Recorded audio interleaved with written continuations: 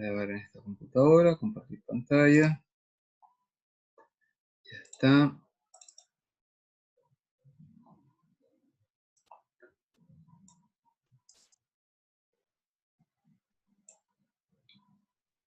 Oye, el sistema endocrino es tan largo, ¿ah? Es una cuestión... Si no me equivoco, porque como voy ordenado con terapia también, aquí quedamos. Estoy casi seguro que esta fue la última diapo que vimos. Que tenía que ver con los efectos de las hormonas tiroides. ¿Sí? ¿Será cierto? Profe, no puedo acordarme si era esa la última. O sería, mira, voy a mostrar otra. ¿O será esa? Profe, no era ninguna de las dos. Creo que no. ¿O La esta? definición de función tiroidea. Sí, ahí vamos. Ahí, en esa o en esa. No, ninguna. Porque yo alcancé a Creo que era notar más que atrás, profe. decía función tiroidea. ¡Ey! Esa, Esa, ya. esa. Excelente, sigue lindo, excelente. Entre paréntesis, nada que ver, ¿eh? Encontré un libro, Fisiopatología del Sistema Nervioso, de mi profe, Elías Motles. El Elías Motles era médico, cardiopulmonar, y un día para otro se quiso hacer neurocientífico. Y entonces empezó a trabajar en neurociencia y construyó este libro precioso, Fisiopatología del Sistema Nervioso, autografiado por él, entre paréntesis. Ahí está, Elías Motles, ya está muerto, falleció hace como 10 años ya el profe. Oye, un libro tan espectacular, con él aprendí a poner electrodos en el cerebro de gatos. Un trabajo súper interesante, fíjate. Sí. Y lo encontré ahora porque quiero buscarlo a propósito de una clase que tengo que hacer para otra universidad, para la UNAM, una cuestión sobre memoria. Y entonces, qué choro realmente estos viejos, ¿ah? Qué increíble. O sea, la educación, chicos, cada día, o sea, va cambiando tanto cada día que yo no sé en qué vamos a terminar realmente. Por ejemplo, ustedes son de los pocos privilegiados que tienen anatomía con pedazos de personas, así, ustedes son de los pocos privilegiados. Y tienen anatomistas súper buenos como Villarroel, por ejemplo, son gallos capos. Pero en otras universidades con puras cuestiones de plástico nomás. Chuta, no sé cómo aprenderán esos gallos con puras cosas de plástico. Profe, ¿Sí? antes de que avance, tenía una duda acerca de la glándula pineal. ¿Ya? Dime. Y es que estaba leyendo de que la luz cuando incide en la retina incrementa la síntesis de melanocitos. Y decía en el libro que esta síntesis de melanocitos, o sea, la secreción de glándula pineal, inhibía las funciones de los ovarios. Sí, pero no, pero espera, vamos con calma. Cuando incide sobre la retina, bloquea la síntesis de melatonina. Ah, ya. Uy, No la eso incrementa, sabía en el libro. la bloquea. Entonces, cuando empieza a caer el sol y la tarde se empieza a poner más oscurita, y el sol rojo, ahí empieza a aumentar la síntesis de melatonina. Claro, ya está. Y entonces, ¿cuál es la idea? La idea en el fondo es que el núcleo supraquiasmático pasa por los núcleos paraventriculares del hipotálamo y desde ahí entonces regula LH y FSH. Y LH y FSH actúa sobre el eje gonadotrófico, en este caso sobre los ovarios. Y entonces los ovarios van juntando los días. El libro que tengo está malo porque lo estoy leyendo ahora y sale eso, es el Vilé. El Vilé. Dice, la luz que incide en la retina incrementa la síntesis de melatonina por la glándula pineal. Entonces eso significaría que cuando nosotros estamos de día estamos muertos de sueño y de noche estamos despiertos. A mí también me hizo como ruido. Claro, porque si no, ¿te imaginas? No sé si tengo aquí una de esas cuestiones. No tengo ninguna de esas de melatonina sintética. ¿Cuándo se toma la melatonina sintética? Cuando te vas a dormir, no se toma cuando te vas a despertar. Claro. Sí, oiga, profe, yo creo que es mejor el Wheaton, que un libro de anatomía. Sí, Wheaton y sí, Howe. sí, Yo uso ese. A mí me gustan varios. El Gayton es uno que me gusta y también me gusta el Gannon. Sí, yo tengo el Wheaton, Sí, es Wheaton igual. aquí descargado, Sí, el Wheaton o que yo le digo es igual que el Gannon. Y es súper bueno. El sistema endocrino, Y están digitales también, en español también. Están súper buenos también. ¿Sí? Sí, sí. Sí, El el mío Nano, es digital, fíjate, de hecho. a mí me gusta. Claro, ¿qué versión tienes tú? ¿De qué año? Le digo el tiro. Déjame abrirlo. Que yo tengo estos libros gracias a un amigo que estudia medicina en la Cato, Ah, junto perfecto. con las clases de fisiología de la Cato. Ah, perfecto. Ah, qué bueno. Son buenas clases esas, sí. Sí, yo tengo la 13ª edición de ese Ah, libro. la tuya es mucho más moderna que la mía, porque la mía es una edición de pregrado, pues yo lo compré cuando estaba en pregrado. Sí. Es del 97, por ahí, la mía del 96. Déjame esperar un segundo. Sí. Está desarmando el panorama y el mundo. Espérame.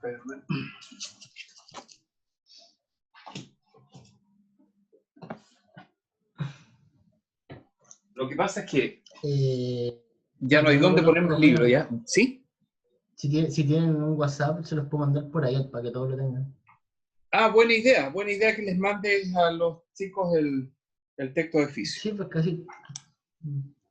Claro que sí. Lo único que sí que no puedo mandar, porque me lo pidieron, es el tema de las clases de la Católica. Es lo único que no puedo mandar. Ya, correcto. Ya, no hay problema, yo lo entiendo. A Por pesar de que si por alguien el quiere tema de los enviar, profes. a pesar de que si alguien quiere enviar mis clases para otro lado, yo no me hago problema. Por eso las publico, de hecho, en YouTube. A mí cualquiera puede ver mis clases, no tengo rollo con eso. Okay, ellas son estrictos, entonces nos dejan grabar las clases. Sí, allá en la Católica son así más, Entonces no sé. no les gusta compartir mucho, en No general. son bien egoístas los gallos, sí. Mm. No, yo acá no tengo problema, ni que alguien juzgue mis clases, no tengo miedo de eso, que otro colega vea mis clases. No tengo rollo con la evaluación de un par. Pues si los chiquillos que tienen algún grupo de WhatsApp que me agreguen, yo lo mando ahí nomás. Es más rápido para todos. Claro que sí, pues, hijo. Y se avisan entre ustedes. Ya está, chiquillo. Empecemos entonces con la función tiroidea. Fíjense que no vamos a leer esa lecera, me carga. Vamos a partir al tiro con los esquemas. Si eso que pongo yo para leer, en realidad, a mí no me gusta ser profesor karaoke, chicos. Para eso entonces ustedes leen, nomás prefiero ir comentando cosas y leyendo y explicando cuando procede, pero así lecturas muy largas a veces pueden ser largas. Entonces fíjense que la glándula tiroides, ¿verdad? Aquí, en este modelo que está mostrando, es una glándula tiroide que tiene una autorradiografía. Entonces, ¿cómo se hace esto? Se le inyecta al paciente, ¿verdad?, una molécula, yodo 131, y entonces esta molécula emite, ¿verdad?, radiación, y luego se coloca una placa, en este caso ahora una placa electrónica, en el cuello, y entonces registra una imagen de emisión, ¿verdad?, sobre la placa, y entonces queda una imagen de la glándula tiroides. Las regiones rojas son las regiones de mayor absorción de yodo y las regiones más frías de menor absorción. Entonces se muestra más o menos cómo es la forma de la glándula tiroides, que tiene forma de H, y en general cuando se examina la glándula tiroides se puede examinar por delante también, pero en general lo ideal es examinarla desde atrás, ¿ya? El protocolo dice desde atrás, y entonces se ve como un tejido esponjoso como casi como un tejido graso, digamos. La glándula tiroides debe tener un aspecto así relativamente consistente, pero blando. No debe verse como un anillo en el cuello y no debe ser duro, pétreo. Ya está. La glándula tiroides tiene entonces unos acúmulos así celulares que se llaman folículos tiroides, que son estos. Entonces los folículos tiroides, fíjense, tienen en el interior como una lagunita, y esa laguna está hecha por tiroglobulina. Entonces esta tiroglobulina, ¿verdad?, está rodeada por fuera de la laguna, en el folículo con células foliculares que nosotros llamamos tiroidocitos. Ya está. Entonces forman ahí esos mantos, ¿verdad?, globulares en el interior tiroglobulina. Anatómicamente, además, la tiroides, en lateral, digamos, ¿verdad?, contiene cuatro puntos, ¿ya?, 2 por cada lado, que son las glándulas paratiroides. Las paratiroides producen paratormona, ese es otro negocio. La paratormona, la regulación calcio-fosfato, ese es otro negocio. Ok. Entonces ese es el aspecto más o menos de una glándula tiroidea normal. Ahora, cuando vemos este folículo tiroideo con las células, aquí estamos viendo una de estas células tiroideas. Voy a poner un puntero, a ver si nos ayudamos un poco. Entonces, pónganse ustedes que aquí sigue habiendo, digamos, ¿verdad? Otras células tiroideas formando esta lagunita en el medio. Entonces, esta sería la lagunita. Esto, voy a poner una L de laguna para que nos imaginemos el ambiente interno. Entonces, esto sería un ambiente interno y esto un ambiente externo al folículo. Ya. Entonces, fíjate que estas células tiroidocíticas lo que hacen es recibir el yodo proveniente desde la sangre. Recuerden ustedes que el yodo tiene... ¿Qué valencias tiene el yodo? Alison.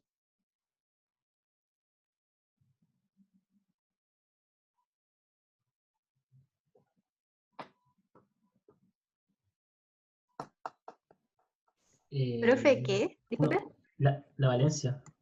Las 1, 3 y 5, ¿no? ¿Cuánto? 1, 3 y 5, ¿no? Y tiene una más, creo. Más 1, menos 3, menos 5 y menos 7.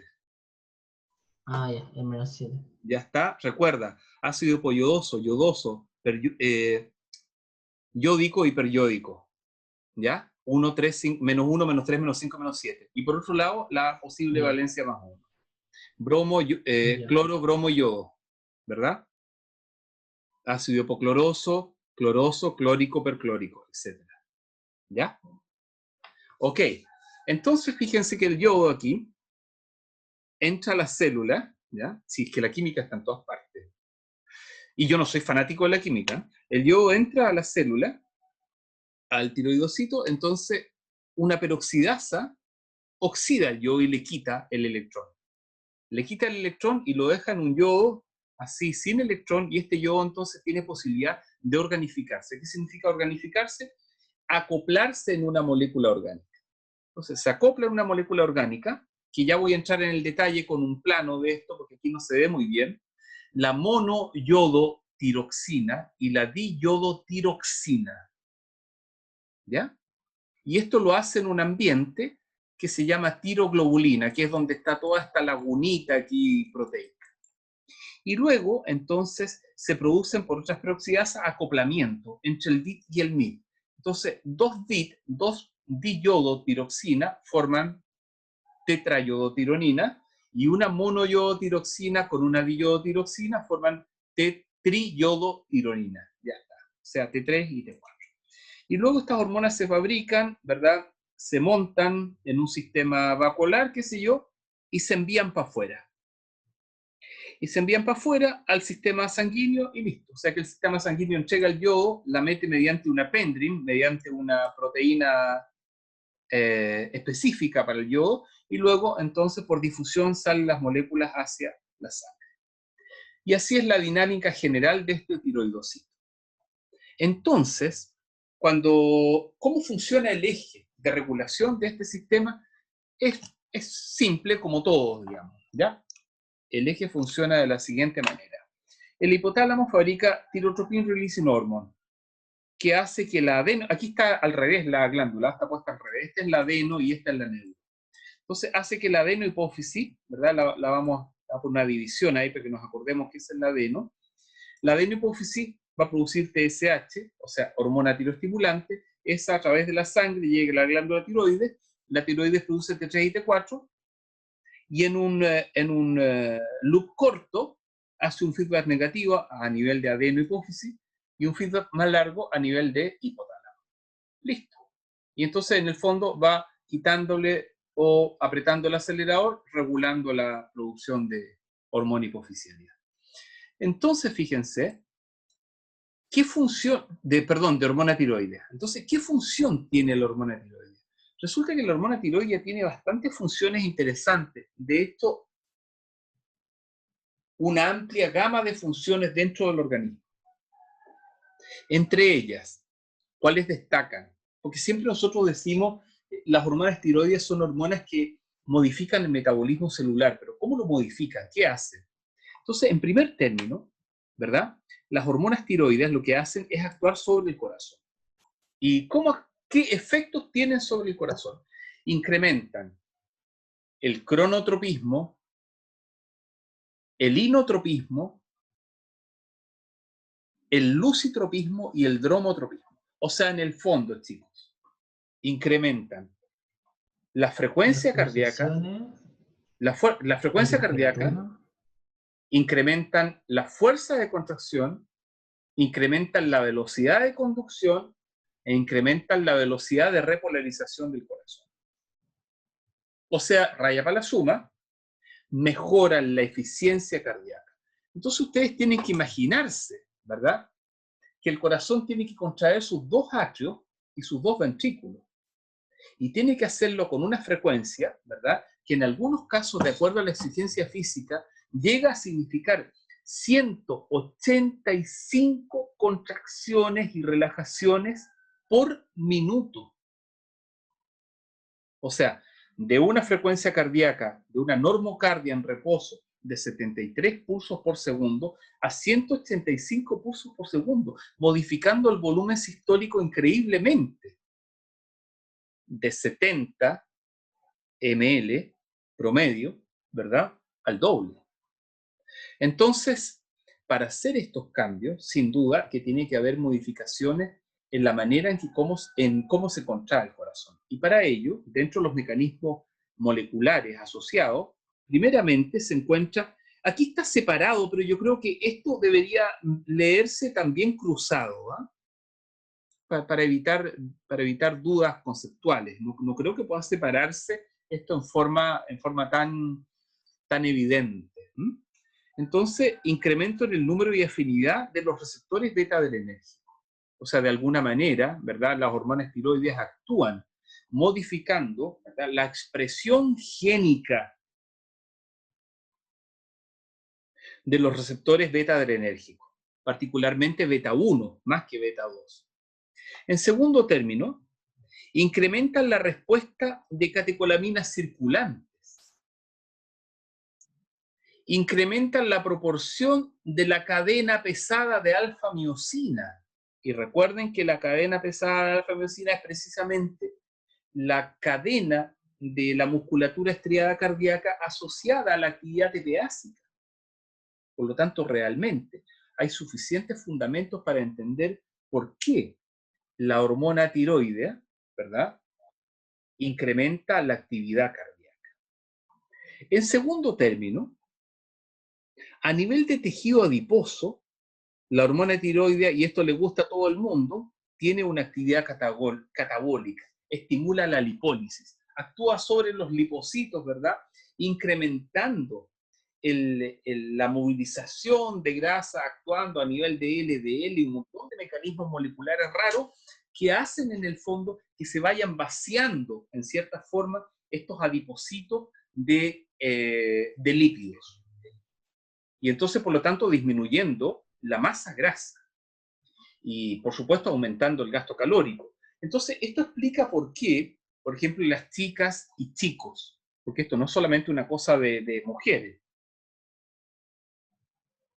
las chicas y chicos toman, cuando quieren adelgazar, hormonas tiroides, se hacen unas bombas con los siguientes contenidos: cafeína, bupropión, sertralina, efedrina y hormona tiroidea. Entonces, ¿dónde consiguen estas bombas? Antiguamente se conseguían fácilmente en las clínicas de estética, en las clínicas cubanas. Entonces, los cubanos mandaban a hacer unas preparaciones magistrales a las farmacias, qué sé yo, y entonces se prepararon unas cápsulas que eran tremendamente pro gasto energético. Hoy día se usa la fentermina, pero no se puede mezclar con esas otras anteriores porque ya es mucho. Como que explota el metabolismo de los tipos. Entonces resulta que estas hormonas tiroides, particularmente levotironina, lo que hacía era aumentar el gasto energético y por lo tanto, por supuesto, estimulaba fuertemente la actividad catabólica del tejido adiposo. Pero quiero decirles algo a propósito de esto. No solamente aumenta el gasto catabólico del tejido adiposo, sino que también, chicas y chicos, aumenta el catabolismo muscular. Entonces, indirectamente, induce incremento, breakdown, incremento de la ruptura de las proteínas que constituyen la masa muscular.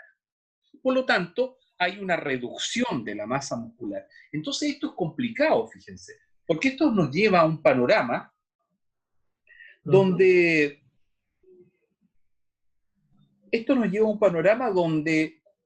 el sistema de gasto acelerado puede producir debilitamiento de la masa muscular. Y eso sí que es grave. Entonces, es muy complicado aconsejar, por ejemplo, un tratamiento para un sujeto que tiene niveles normales de hormona tiroidea. Es muy complicado aconsejarle un tratamiento asociado a la ingesta de estas hormonas para reducir el peso corporal, precisamente por este detalle. A nivel de masa muscular, promueve, fíjense, la maduración y el desarrollo de la masa muscular. Por eso es tan importante la hormona tiroidea en todas las etapas de vida, pero particularmente en las primeras etapas hasta terminar la adolescencia. Porque no solamente promueve la masa, la diferenciación y la formación de masa muscular, de crecimiento óseo, sino también de desarrollo nervioso. Entonces, de alguna manera, digamos, si tú aplicas, por ejemplo, en un animal un bloqueador de producción de hormona tiroidea o ausencia de yodo en la dieta, por ejemplo, qué sé yo, en fin, en un animal de experimentación, en un macaco rhesus, por ejemplo, entonces hay un deterioro cognitivo, ¿ya? Hay una discapacidad cognitiva producto de una alteración del desarrollo y maduración de las conexiones sinápticas del cerebro, las conexiones tempranas fundamentales. A nivel de tubo digestivo, fíjate, incrementa la tasa de absorción de carbohidratos. Entonces es lógico, porque si tú por una parte le estás diciendo al organismo, oye, compadre, quema más energía, por otra parte alguien tiene que decir, oye, absorbe más energía, porque estás quemando más, las necesitas. Así que esto es un arma de doble filo también para las personas que quieren bajar de peso, porque eventualmente produce indirectamente también un incremento en la tasa de absorción de carbohidratos. Entonces resulta que si tú quieres bajar de peso, por supuesto comes menos carbohidratos, pero entonces tienes riesgo de hacer unos cuadros de debilitamiento muscular fundamentalmente. ¿Ya? La grasa va a bajar, por supuesto, pero el debilitamiento muscular es otra cosa y es complicado. Por otra parte, ¿verdad? A nivel de lipoproteína, estimula la formación de receptores LDL, fundamentalmente asociado a lo mismo, a la movilización de lípidos, etc. Es un tema del cual no quisiera entrar en detalle, pero hay papers especializados en el tema y muy complejos que están asociados un poco a cómo estos lipoproteínas de baja densidad, digamos, participan en el hígado, permiten la movilización de colesterol y triglicéridos y otra macana asociada al metabolismo. Y a nivel de otros elementos, por supuesto, ya lo hemos mencionado directamente, es calorigénico. Ya incrementa el gasto de oxígeno. Recuerden ustedes que el metabolismo basal se mide, digamos, mientras se duerme, y está asociado a cuánto oxígeno gastas, ¿verdad?, en estos periodos basales de actividad. Entonces, esto se lleva a una tabla, qué sé yo, y se sabe cuántas kilocalorías necesitas al día. Por otra parte, ¿verdad?, tenemos que saber que esto significa, en sentido estricto, digamos, ¿verdad?, el incremento total de la tasa de gasto metabólico corporal. Entonces, por ejemplo, un sujeto que tiene una mayor ingesta de hormonas, que tiene ingesta de hormonas tiroideas por sobre su eutiroidismo, o sea, por sobre su tiroides normal, o sea, el gallo parece andar volando, digamos, habla rápido, se mueve rápido, altera su toma de decisiones, se siente acalorado, se siente nervioso, etc. Tiene ideas aparentemente más rápidas también. Algo de eso es cierto y algo de eso también es un poco de proceso delirante, diría, ¿no? Dentro de las patologías clásicas, ¿verdad?, tenemos el hipotiroidismo. En el hipotiroidismo, ¿verdad?, lo que ocurre es que hay una disminución de la tiroxina. Cuando hablamos de tiroxina, fundamentalmente nos referimos a la hormona T3, ¿ya? Entonces, causas del hipotiroidismo normalmente baja o ausencia de TSH, es decir, de la hormona que está estimulando a la glándula tiroides para producir tiroxina. En segundo término, baja o ausencia de TRH, es decir, a nivel hipotalámico, la hormona que estimula a la glándula adenohipófisis para que produzca TSH. O, por otra parte, podría ser problemas hipotalámicos, tales como fallas en la liberación de TRH, pero no en la liberación de TSH. O sea, que se produzca el TRH pero que no se libere, también podría ser, y así hay una serie de combinatorias que pueden estar dando origen a un hipotiroidismo. En ese aspecto respecto del eje directamente. En otro término, incapacidad, fíjense, del TSH como hormona tiroestimulante para estimular a las células tiroidocíticas del folículo tiroideo a producir hormonas tiroides. También podría ser. Así como hay una resistencia a la insulina en la diabetes tipo 2, podría haber una especie de resistencia o incapacidad de estas células tiroides para recibir en el receptor a la hormona TSH. Es una hormona del pique, por lo tanto queda afuera, ¿verdad? En cambio T3 y T4 no, pero TSH sí. Y luego, ¿verdad? Está una tiroiditis muy curiosa, una inflamación, ¿verdad? Llamada tiroiditis Hashimoto, que puede tener efectos en el sentido de que un propio sistema autoinmunitario puede actuar sobre la glándula tiroides y producir una permeación del folículo tiroideo y una destrucción en general de la arquitectura de la glándula tiroides, ya asociado a, no diría yo una emaciación, pero una pérdida de arquitectura de las células tiroidocíticas, ¿ya? Destrucción de la glándula en un sentido citoarquitectural, diría yo. Y por supuesto funcional, porque requiere estas lagunas, digamos, de tiroglobulina. Y dentro de los síntomas del hipotiroidismo, chicos, algo que es importante mencionar.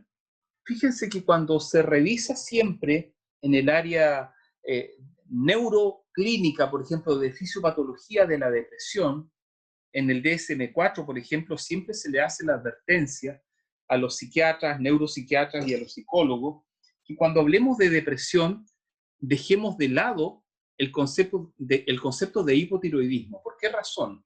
Porque resulta que eventualmente los sujetos que presentan disminución de tiroxina tienen algunos rasgos fenotípicos, dijéramos, externos de expresión social y otras conductas muy parecidas a la depresión. Por ejemplo, los sujetos se sienten cansados al subir la escalera, no sienten ganas de levantarse en las mañanas, tienen alteraciones del sueño, tienen modificaciones del apetito, modificaciones de los estímulos, en el contexto cotidiano de los estímulos, de la iniciativa, de las relaciones sociales. Entonces, esto se parece mucho, o sea que no tienen ideas suicidas, pero se parece mucho, ¿ya?, a la depresión, y de hecho nosotros hablamos de un depression-like, ¿ya?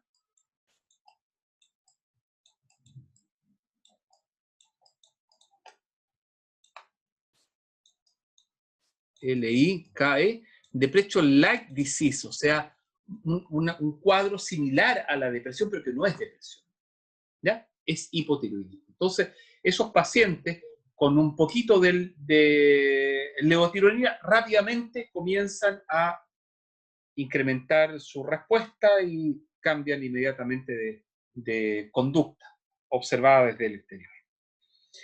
Por el contrario, fíjense, en el hipertiroidismo lo que ocurre es lo opuesto.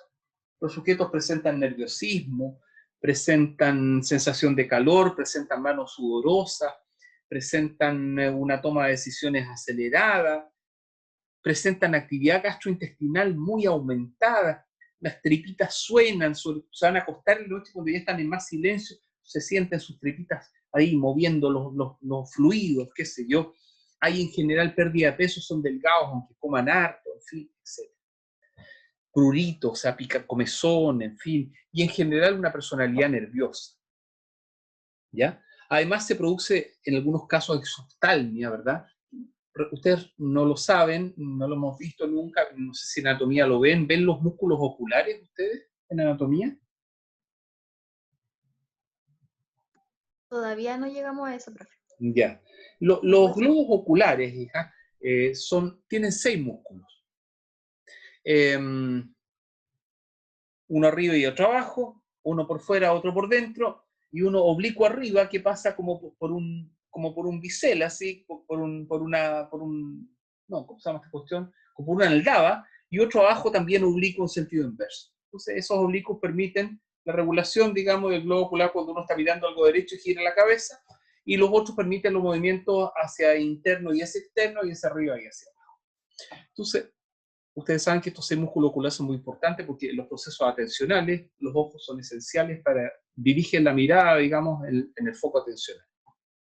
Justamente asociado al TDAH, digamos, hay justamente un trastorno, entre otras cosas, en la regulación de los movimientos oculares. Bueno, y de los campos visuales.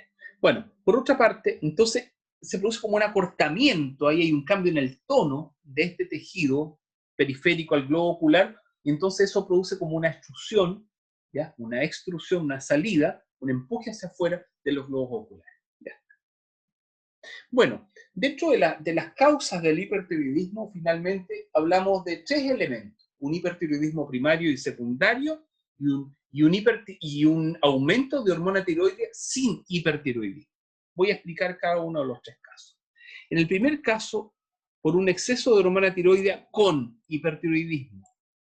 Entonces se llama hipertiroidismo primario cuando afecta a la glándula tiroides, y se llama hipertiroidismo secundario cuando no está afectando a la glándula directamente, sino que está afectando al techo, a la regulación un poquito más arriba del sistema, del eje. Entonces en el primario, cuando afecta a la glándula tiroides, una de las primeras, no las veo todas, es la enfermedad de Graves, ¿ya? ¿Y en qué consiste esta patología? Esta patología, maldición, siempre me salto la diapo, las tengo puesta en orden inverso, es la siguiente. Este es un proceso normal. Entonces aquí tenemos un tiroidocito, ¿verdad? O un folículo tiroideo, si ustedes quieran.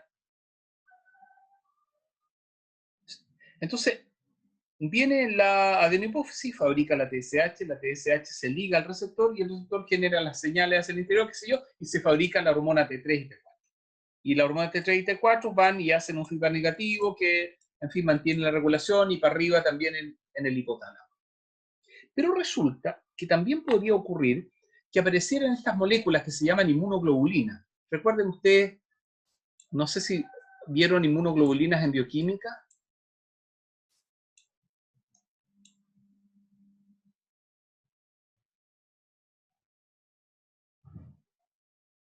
¿No? ¿Varinia? Profe, sé lo que es una inmunoglobulina, pero creo que no lo vimos en bioquímica. Sí, no, no lo vimos. ¿No lo vieron? Ya está. Bueno, la inmunoglobulina, ¿verdad? Son moléculas complejas, no sé qué, son producidas por células del sistema inmunitario y tal, son proteínas, ¿verdad? Y tienen 3 regiones, ¿verdad? Una región constante, una región variable y una región hipervariable. Entonces las inmunoglobulinas van ahí y atacan, ¿verdad? A propósito, no le he dicho, estudiantes. Tengo COVID. Ahí está. Sí, gracias a Dios no es el COVID de verdad. Este es un COVID bueno. Ya, bueno. Lo hizo mi hija en todo caso. Ya. Qué lindo, ¿eh? Bueno, muy bien. Y con sus proteínas ahí, ¿eh? Mira, por favor, te pasaste con la estructura ahí tridimensional de las proteínas. Qué pro.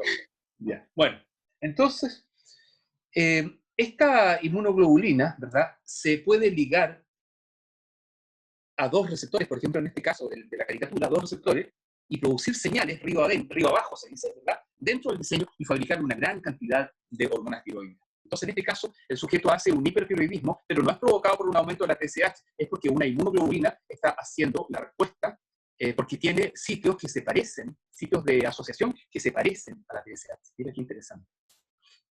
Entonces, a propósito de las vacunas, esto, porque déjame dar una pequeña lata cortita. No me puedo acordar el apellido, Bill, no recuerdo el apellido. Ya lo voy a buscar por ahí la nota en el New York Times Magazine, parece que salió el artículo. Le preguntan a varios virólogos sobre si se pondrían la vacuna.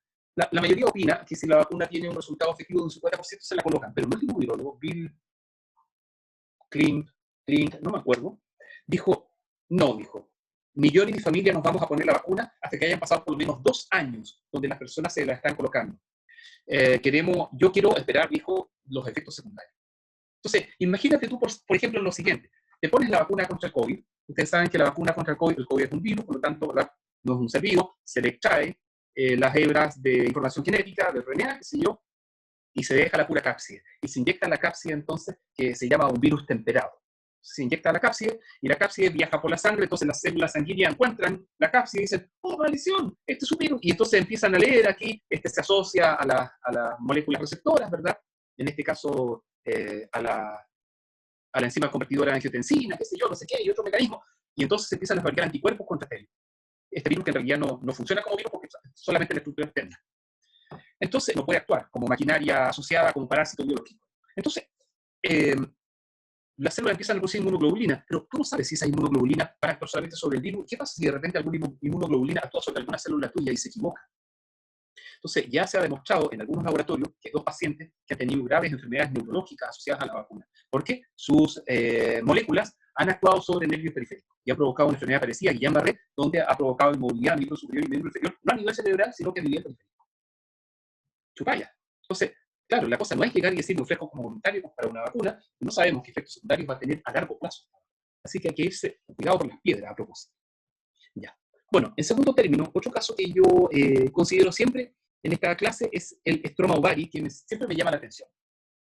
Este es un artículo que salió en una revista chilena, ya, del año 2003, donde muestran el caso de una mujer que presenta, fíjate, un hipertiroidismo. Entonces el médico le hace palpación de la glándula tiroides, qué sé yo, las cosas se ven, incluso se ve una tiroides bastante disminuida. Luego se le hace ingesta de yodo y se hace autorradiografía y no aparece una importante absorción de yodo. Entonces el médico, seguramente con una experiencia clínica muy amplia, le pide una eco abdominal y descubre que la mujer efectivamente tenía ovarios extraños, ovarios que tenían la apariencia de un ovario poliquístico. Entonces, cuando se hace finalmente el reconocimiento de que este ovario es el que está produciendo hormona tiroidea, se le hace una histerectomía completa y ahí tenemos entonces la figura, no sé dónde está el marcador ahí, ¿verdad? Su útero, esa es la cervix uterina, ese es el borde, ¿verdad? Ese es el borde de la cervix del cuello uterino, ¿verdad? Entonces ahí se aprecia, fíjate, que cada uno de los ovarios tiene este tejido que se ve de color café, que en el fondo son glándulas tiroides. Entonces, por un error en la migración celular, en la embriogénesis, probablemente anidaron células tiroides en esta región y empezaron a producir grandes cantidades de hormonas tiroides. Y estos son cortes histológicos de este tejido, mostrando estas grandes lagunas de tiroglobulina, ¿verdad? Y aquí en una tinción de hematoxilina eosina, al parecer. Sí, creo que claramente se ve hematoxilina eosina. O quizás haya rojo congo, también podría ser, porque se muestran aquí entonces estas lagunas de tiroglobulina. No, debe ser hematoxilina eosina. Y entonces, fíjense, y un tejido, todas estas células son tiroidocitos, pero están desordenadas, no tienen forma folicular. Ya está, es muy curioso el caso, ¿no? Realmente, entonces, se le llama stroma ovari y producía una enorme cantidad de tiroxina. Ya está. Ahora, en segundo término, fíjense, el hipertiroidismo secundario, ¿ya? Que podría deberse, por ejemplo, a un tumor hipofisiario. Siempre tenía una imagen, pero la saqué finalmente de la diapo, no sé en qué minuto de mi vida. Imagínense que esta es la adeno y que esta es la neuro, y esto es una situación fisiológica normal. Entonces aquí dibujamos la silla turca, ¿verdad? Esta es la lámina celar de la silla turca, y entonces este es el hueso de la silla turca, y esta cavidad que queda aquí abajo, ¿verdad? Es el seno esfenoidal. O sea, vuelvo atrás a ver si hacemos el recordatorio. Ay, no, para adelante. Entonces, ¿dónde está el recordatorio de esto? Un segundo. Siempre es bueno hacer el recordatorio. Ahí está. Entonces, aquí está la silla turca, ¿verdad? Esa es la lámina celar de la silla turca. Y entonces ahí está el huesito de la silla trunca, pero eso de abajo es el seno esferoidal, ¿verdad? Una tremenda cavidad, ahí hueca. Entonces aquí está el adeno y esa es la neuro, ¿verdad? Esto del hipotálamo y eso del quiasma óptico quedó mal Profe. cortado ahí, se salió, ¿sí? Profe, más lento, se le escucha mal, no se le entiende. ¿Se escucha entrecortado? Sí, hace rato, no se le entiende lo que habla, allá más lento. ¿Y por qué no me has dicho, hombre, por Dios? ¿Leyó el Déjame ver chat? ¿Está escrito? déjame ver qué puedo hacer. Espérame. Yo no sé por qué pasó esto hoy día en la mañana también con otro grupo. Es el día de hoy. Algo pasa el día de hoy. Algo, espérame. Dame un Yo segundo. pensaba que era mi señal. Pucha, chiquillos, por Dios. Yo pensé lo mismo, que era mi internet. No, no. Yo le pregunté por interno y todos lo escuchamos mal, parece. Debe ser el internet, profe. Sí,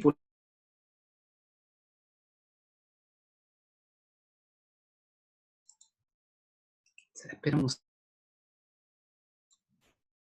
Sí, aquí en el micrófono me sale un puntito de advertencia, fíjate.